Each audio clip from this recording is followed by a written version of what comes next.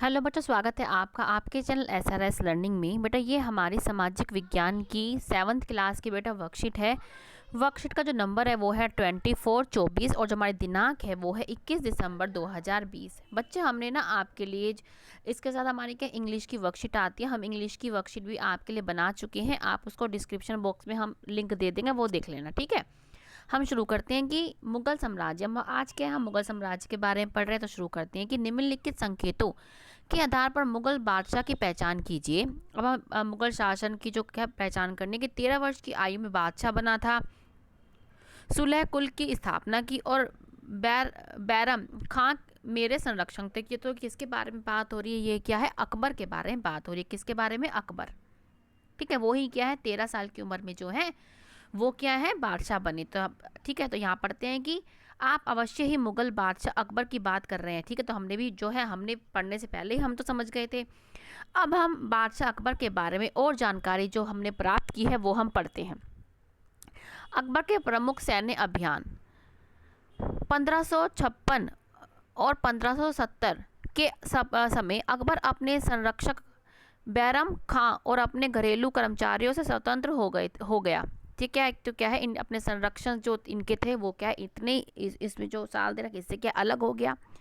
उसने सूरी और अन्य अफगानों, निकटवर्तीय राज्यों मालवा और गोंडवाना तथा अपने सौतेले भाई मिर्शा हाकिम और उजुबे के विद्रोह को दबाने के लिए सैन्य अभियान चलाए। क्या उसने क्या सब हो सकता है कि उसने सैन्य अभियान क्यों चलाए? ताकि वो क्या है अपने सौतेले भाई मिर्जा हकीम और उजेबो के विरोध को दबाने के लिए सैन्य अभियान चलाए। फिर क्या किया उसने कि 1567 में 68 में सिसोदियों की राजधानी चित्तौड़ और 1569 में रणथंबोर पर कब्जा किया। उन्होंने क्या इसी सन में क्या 1568 में क्या उन्होंने सिसोदिया की राजधानी चित्तौड़ और इसमें क्या है रणथंबोर पर कब्जा किया। किसमें? 1569 में।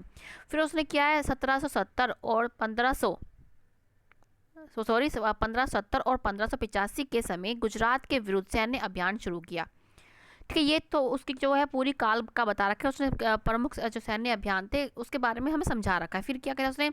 फिर 1585 से 1605 के समय में अकबर के साम्राज्य का विस्तार हुआ।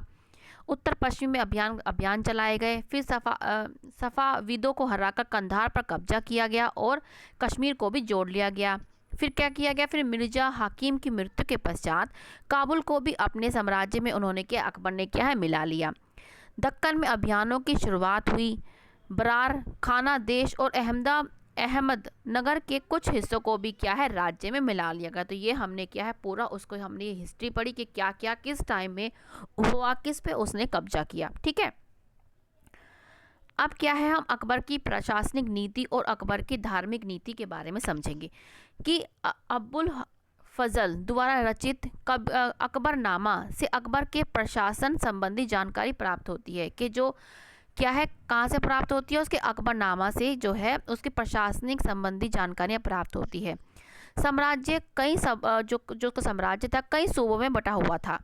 सूबों के प्रशासक सूबेदार कहलाते थे। क्या कहलाते थे? सूबों के जो मतलब उसके जो वो थे मतलब चलाने वाले थे उनको क्या सूबेदार कहते थे, जो राजनीतिक तथा सैनिक दोनों प्रकार की जिम्मेदारी निभाते थे। प्रत्येक प्रांत में एक वित्तीय अधिकारी होता था जो दीवान कहलाता था।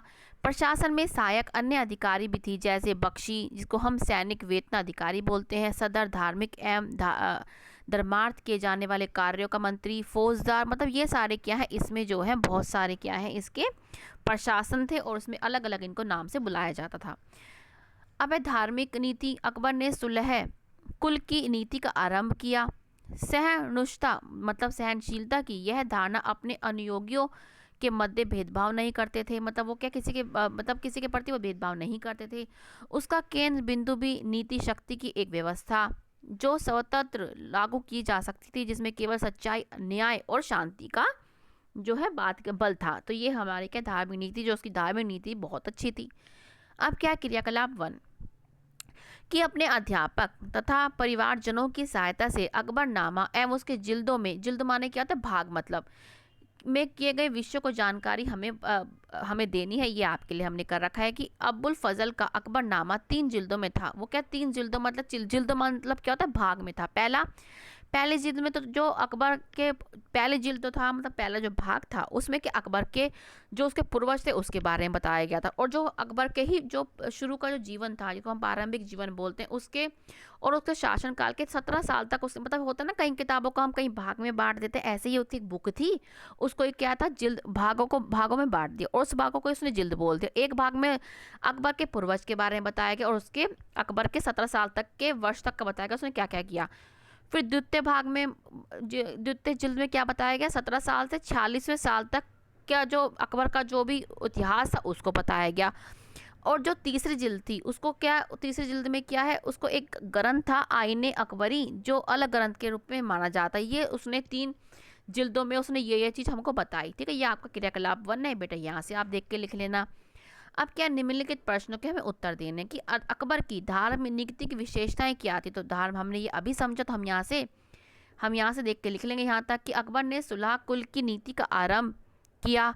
सहिष्णुता की यह धारणा अपने अनुयायियों के मध्य भेदभाव नहीं करना, ये हम ये यहाँ से देख के इसको पूरा बेटा आपका फर्स्ट क्वेश्चन यहाँ से देख के आप लिख लें।